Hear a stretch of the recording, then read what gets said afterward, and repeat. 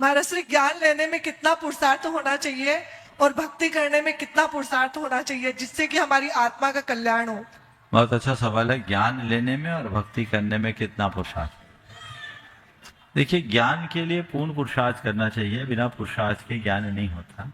तब तक अपना पुरुषार्थ रखना चाहिए जब तक हम समाधान न पा जाए। जो ज्ञान की पिपासा है वो पूरी ना हो। और सदैव एक बात ध्यान रखना चाहिए कि ज्ञान का कभी अंत नहीं होता। आप सोचिए कि हम बिना प्रयास से ज्ञान पा ले तो असंभव है। हमारे यहाँ कहा गया, अभ्यास सारिणी विद्या बुद्धि कर्मानुसारिणी। विद्या अभ्यास से प्राप्त होती है और बुद्धि कर्म यानी पुरुषार्थ से। हम जितना कर्म और पुरुषार्थ करेंगे हमारी बुद्धि में उतना निखार है। इसलिए सतत प्रयास करना चाहिए। जहाँ तक भक्ति का पुरुषार्थ, भक्ति करने के लिए क्या पुरुषार्थ करना चाहिए? मैं कहता हूँ भक्ति को ही अपना पुरुषार्थ समझना चाहिए। भक्ति करने के लिए पुरुषार्थ नहीं, भक्ति ही पुरुषार्थ है। मन में श्रद्धा और समर्पण का भाव आ गया, समझ लो भक्ति जग गई, और भक्ति जग गई तो आपका काम बन गया। महाराज श्री जी, कुछ लौकिक पंक्तियां हैं।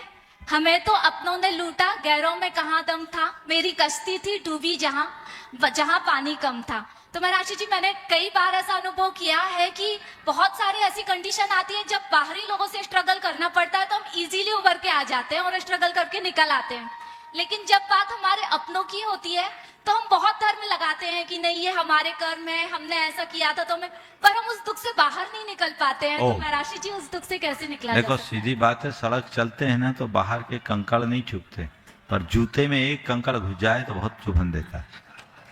तो ये जूते के अंदर के कंकड़ बहुत खतरनाक होते हैं, है ना? तो एक काम करो, जूते में कंकड़ घुसने ही मत दो, ऐसा जूता रखो। और अगर ऐसा लगने लगे कि जूते के अंदर कंकड़ आ गया है, जूता ही उतार के फेंक दो। समझ गए? इसके अलावा कोई उपाय नहीं। सबका अनुभव होगा, जूते के भीतर कभी कंकड़ घुस जाए तो क्या हाल होता है, और कभी कभार ऐसा होता है। तो ठीक कहा, गैरों ने लूटा उसका मुझे कोई गम न था, मेरी किश्ती वहां डूबी जहां पानी कम था।